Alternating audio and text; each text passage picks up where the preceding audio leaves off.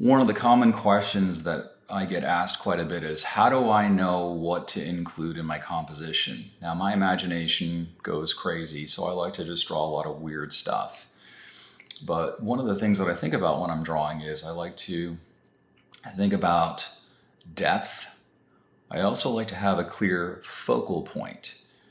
And depth can be achieved when you have overlapping objects. So we have a lot of overlapping objects here. We have this mossy rock in front of these peppers, which are in front of these evergreen trees.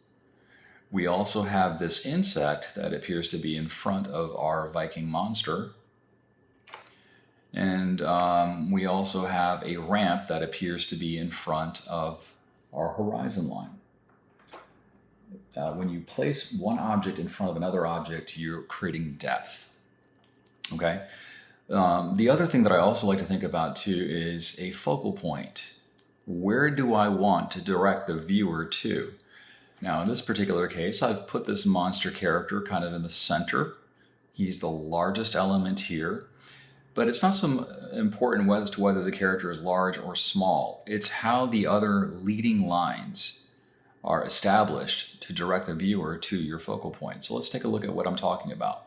A leading line is a line within the composition. Essentially, like if I were to look at this wing here and follow its outline, that is a leading line. Leading lines are bidirectional.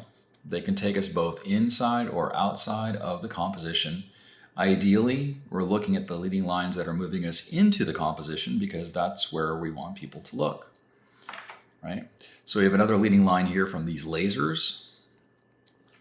We have leading lines from these trees that are pointing up towards our monster character. We have leading lines from this insect. We have leading lines from the peppers, like if I were to continue these peppers up. A leading line from the ramp. And these are what we call explicit leading lines. These are actual lines that are available in the drawing that are taking the viewer to our focal point. We even have leading lines of this van. So a leading line is basically following the outline of an object and finding out where it goes. We have some trash bags here that are coming out of the back of the van.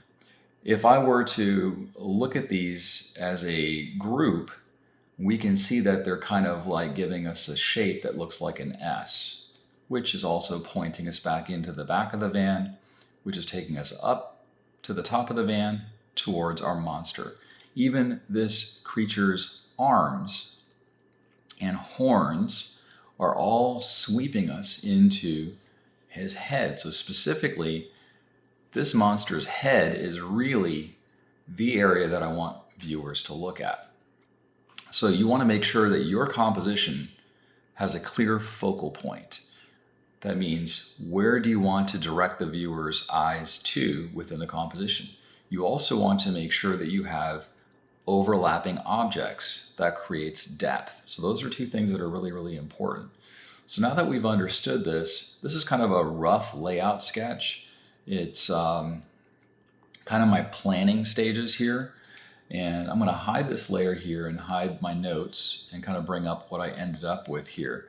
So we have this image now that utilizes very warm tone colors. And you can see how my pencils are translated into the final colors here. So if you've watched the video this far, what I want to show you now is how you can create a nice atmospheric bloom to make it appear as if you have some sun or some light values that appear to be coming around the figure. Very much similar to where if you're taking a photograph of somebody that has their back against the sun, it's the light that you would get that would be coming off of their backs. It's almost like a rim light type effect, but it's not quite.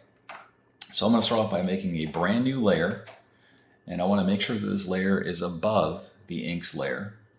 And then what I'm going to do is I'm going to pick a yellowish color because I have a lot of yellow within this composition.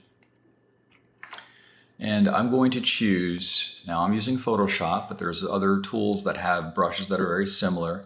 This is the soft round pressure opacity and flow brush. And by default, you can see it's pretty small. For this effect to be effective, I'm going to go ahead and crank this up to roughly, I don't know, about maybe 500-ish, something like this. So I want to, first of all, now that I have this brush established, this gives me a nice soft brush. That's the reason why I'm choosing it. I also want to make sure the layer that I'm working from is set to a screen layer effect. That's important. So in this composition here, I have very light values behind our monster. That was done intentionally. The topic of colors is for a different video, but I tried to select my colors in such a way that if I resolve this into values, that the viewer is going into this particular space. And I'm following the 60-30-10 rule for this. What I want to do now is I want to go ahead and add that bloom effect. And you can see here, just gives it a little bit of that sheen. Now you have to watch out, you don't want to make it too pronounced. So if you wanted to, what you could do is you could restrict the flow, which controls how much quote-unquote ink comes out of your brush. See, that's a little bit more subtle.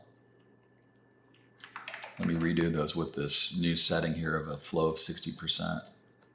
I like this because it just gives it a little bit more control. Put some underneath here. Put some kind of like, the light's basically coming around our character. We'll also add some up here. And this gives us more of that sense of atmosphere that is appearing to come through this particular form. You want to make sure that you don't overdo it, because then it can start to look very gimmicky. But if you are very subtle with it, I think it can work. So here we go, got something like that.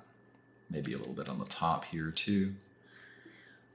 And now if I look at this in grayscale mode, we can see that the lightest values are kind of concentrated towards our Viking character.